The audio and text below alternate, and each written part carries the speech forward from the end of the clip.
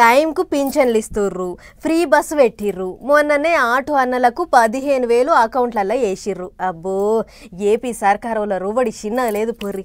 అయితే ఎక్కడైనా సరే సర్కారోళ్ళు తాము చేసిన పనుల గురించి చెప్పుకుంటే ఎగస్ పార్టీ వాళ్ళేమో చెయ్యని పనుల గురించే అడుగుతుంటారు, గట్టిగా ప్రశ్నిస్తుంటారు. ఇట్లనే ఇగో పంక పార్టీ వాళ్ళు మళ్ళేదో కార్యం ముంగటేసుకుర్రట.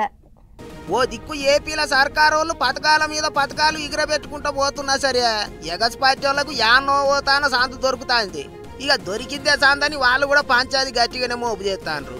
మాజీ సీఎం జగన్ సారు సర్కారోళ్ళను ఇరుకున పెట్టేందుకు ఈసారి మస్తు పెద్ద కార్యక్రమం ముంగటేసుకున్నట్టుంది. అక్టోబర్ నవంబర్ నెలల్లో ఏమేం చేయాలి, ఎట్టెట్ట చేయాలనే దాని మీద ముందుగానే పార్టీ లీడర్లందరినీ పిలుచుకొని హుషారు చేసిండు.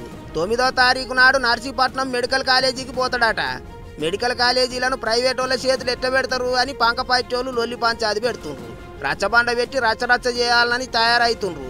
సర్కారు వాళ్ళకి వ్యతిరేకంగా పబ్లిక్ తోని సంతకాలు పెట్టిస్తారట. గిట్ల 2 నెలలు రెళ్ళకొచ్చేటట్టు పెట్టుకుండ్రు పని. ఇది ఒకటే కాదు, మైకుల ముంగటికి వచ్చిండు కల్తీ మందు మీద కూడా సర్కారు వాళ్ళను ఒక్క తీరుగా అరుచుకుండు మాజీ ముఖ్యమంత్రి. పాడువట్ల మందంతా తయారు చేసి పబ్లిక్ పానం ఖరాబు చేస్తుండ్రు అన్నట్టు కోపానికి వచ్చిండు. చివరికి ప్రజలు ఏమి తాగినా పర్వాలేదు, ప్రజలు చనిపోయినా పర్వాలేదు, మా జోబీలలో డబ్బులు ఇంకా ఎక్కువ రావాలి అన్న తలంపులే మోస్ట్ డేంజరస్ పరిస్థితి. అది నిజంగా ఆశ్చర్యకరమైన విషయం. గిట్ల పంక పార్టీ వాళ్ళకు సైకిల్ పార్టీ వాళ్ళకు నడమ కల్తీ మందు కయ్యం గట్టిగా నడుస్తుంది.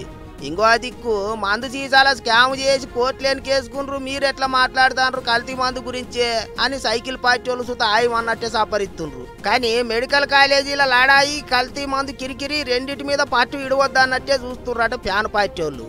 అయితే గోసిల పాపం పెట్టుకొని కాశీకి పోతే ఏం ఫాయిదా, పంక పార్టీ వాళ్ళు ఎంత చేసినా పబ్లిక్ లో గవ్వమందం పతార పెరగదన్నట్టే మాట్లాడుతుండ్రు సైకిల్ పార్టీ వాళ్ళు. చూడాలి మరిగా ఏమవుతుందో ఏం చేస్తారో.